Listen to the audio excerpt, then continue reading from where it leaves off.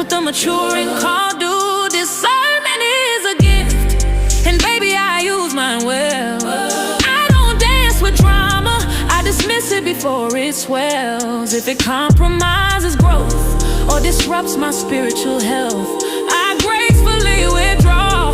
I've learned to preserve myself. Hey, girl, I am anointed, please don't misunderstand. I'm committed to my purpose, guided by God's hand. I will not entertain chaos or conflict, you see. Not over men, not over money, and certainly not over petty energy. I navigate life with clarity. I chaos. I choose prayer over pettiness. That's maturity's cost. You may thrive on confusion, but that doesn't include me.